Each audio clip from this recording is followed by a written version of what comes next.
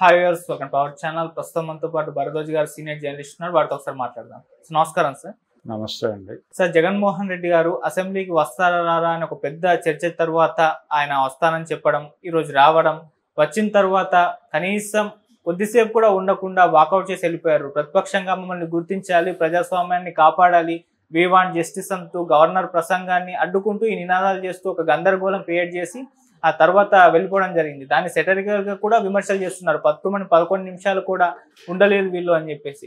ఇంకో వర్షన్ కూడా ఏంటంటే, వెళ్ళి అక్కడ మీరు ప్రజా సమస్యల మీద కదా మాట్లాడాల్సింది, మీకు న్యాయం కావాలని చెప్పేసి మాట్లాడుతున్నారు అన్న విమర్శలు కూడా వినిపిస్తున్నాయి సార్. ఏదేమైనా మరి వాళ్ళ అసెంబ్లీకి జగన్మోహన్ రెడ్డి గారు వెళ్ళడం, కొద్దిసేపే ఉండడం, న్యాయం కోసం పోరాటం చేయడం, బయటకు రావడం, దీన్ని మీరు ఏ విధంగా చూస్తారు సార్? అంటే ఆయన అసెంబ్లీకి రావటం అనేది సంతకం పెట్టాడు. అక్కడ సంతకం పెట్టడంతో పాటు వాస్తవానికి ఆయన ఒరిజినల్ ప్రోగ్రామ్ ఏంటంటే సభలో ఎలా వ్యవహరించాలి అనే దాని మీద మండలి సభ్యులకి అలాగే శాసనసభ్యులకి కలిపి ఒక సమావేశం నిర్వహించుకుని మేము ముందుకెళ్తామని చెప్పాడు ఆయన. తీరా ఇక్కడికి వచ్చిన తర్వాత కేవలం ప్రధాన ప్రతిపక్ష హోదా అనే దాని మీద మాత్రమే ఫైట్ చేశాడు. ఇదే జగన్మోహన్ రెడ్డి ఇదే స్పిరిట్తో ప్రత్యేక హోదా కోసం ఫైట్ చేయలేదు. ఆ రోజున ఆయన ఏమన్నాడంటే, అధికారం వచ్చిన తర్వాత, అధికారం రావటానికి ముందు అంటే 2019 ఎన్నికలకి ముందు ఆయన ఏం చెప్పాడంటే చాలా స్పష్టంగా, మేము గనక గెలిస్తే ప్రత్యేక హోదా తెచ్చి తీరుతాం అన్నాడు. తీరా గెలిచిన తర్వాత మొదటి ప్రెస్ మీట్లోనే ఆయన ఒక అద్భుతమైన విషయం చెప్పాడు. అదేంటంటే, మేం భారీ మెజారిటీతో గెలిచినట్టుగానే ఢిల్లీలో ఏర్పడినటువంటి ప్రభుత్వం కూడా ఎవరి మద్దతు అవసరం లేని మెజారిటీతో గెలిచింది. కాబట్టి అంత మెజారిటీతో గెలిచిన ప్రభుత్వంని వంచటం చాలా కష్టం. ఈ డిమాండ్ని ఆ ప్రభుత్వంతో అంగీకరింపజేయటం అనేది అంత ఈజీ కాదు. కనుక ప్రత్యేక హోదా తీసుకురావటం అనేది అయ్యే పనిలా కనిపించటం లేదు అని చాలా స్పష్టంగా ప్రకటించాడు. ఏది జగన్మోహన్ రెడ్డి ఎన్నికలకి ముందు ప్రత్యేక హోదా తెస్తాను అన్న జగన్మోహన్ రెడ్డి ఎన్నికలు అయిపోయిన తర్వాత ఇది వాస్తవం అని చెప్పాడు. సరే, చాలామంది విమర్శించినప్పటికీ ఒక క్లారిటీతో మాట్లాడాడు, వాస్తవాల ఆధారంగా మాట్లాడాడు అని చెప్పి ఒక అప్రిసియేషన్ వచ్చింది ఆయనకి.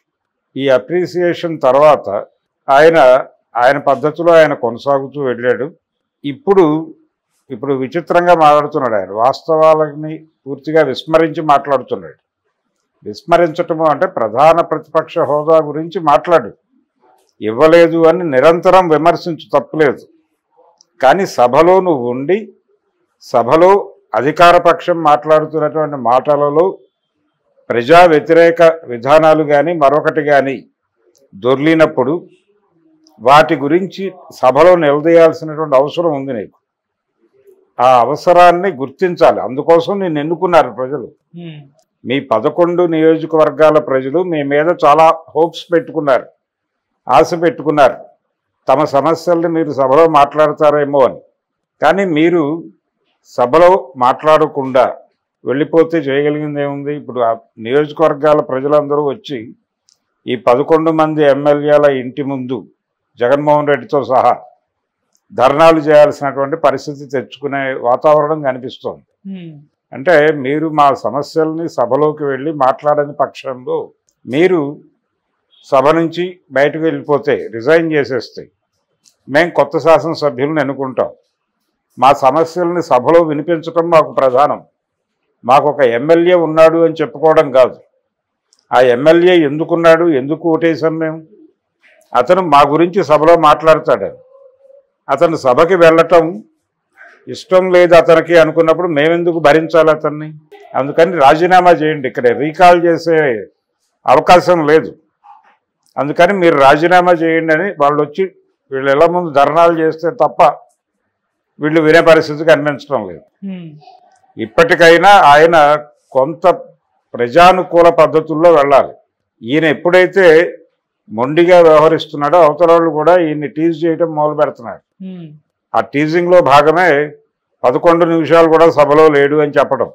ఈ 11 అనే ఫిగర్ని అంబోజ్ చేస్తూ రకరకాల కామెంట్స్ చేస్తున్నారు. వీటిని గౌరవప్రదంగా ఎదుర్కోవడానికి ఏం చేయాలనేది ఆలోచించాలి తప్ప మొండిగా తిరస్కరిస్తాను అంటే కుదరదు. తెలుగుదేశం పార్టీ అద్భుతమైన పరిపాలన ఇస్తుందని ఎవరు అనుకోవడం లేదు. అనేక లోపాలు జరుగుతున్నాయి. ఆ సూపర్ 6 ప్రాపర్గా అమలు జరగటం లేదు అక్కడ. అలాగే వాళ్ళు చెప్పినటువంటి అనేక విషయాల్లో వాళ్ళు ఏమాత్రము శ్రద్ధ పెట్టలేదు. పవన్ కళ్యాణ్ దగ్గరికే వస్తే ఆయన సుగాలి ప్రీతి కేసు కావచ్చు, లేకపోతే ఆ సెంట్రల్ ఇంటెలిజెన్స్ నుంచి నాకు వేలాది మంది అమ్మాయిలు కనిపించడం లేదని వచ్చింది, ఆ విషయం కావచ్చు, చంద్రబాబు నాయుడు గారు మాట్లాడినటువంటి అనేక విషయాలు కావచ్చు, వాలంటీర్లను మేము భద్రంగా చూసుకుంటామని చెప్పిన మాట కావచ్చు, అలాగే స్కూళ్ళల్లో జరుగుతున్నటువంటి మార్పులు, విద్యా విధానంలో వస్తున్నటువంటి మార్పులు, కార్పొరేట్ స్కూళ్ళకి ప్రత్యామ్నాయంగా ఏదో మేరకు ప్రభుత్వ స్కూళ్ళను నిలబెట్టడానికి జగన్మోహన్ రెడ్డి టైంలో జరిగినటువంటి ప్రయత్నాన్ని నిర్వీర్యం చేయటం కావచ్చు, ఇలాంటి అనేక విషయాల మీద మాట్లాడవచ్చు. ఇప్పుడు ఆ రోజున అమలు జరిగినటువంటి చాలా సంక్షేమ పథకాలు ఇప్పుడు రకరకాలుగా తూట్లు పడవడం జరుగుతోంది. దాని గురించి మాట్లాడు నువ్వు సభలో. వీటన్నిటి గురించి మాట్లాడటానికి ఎవరో ఒకరు కావాలని జనం కోరుకుంటున్నారు.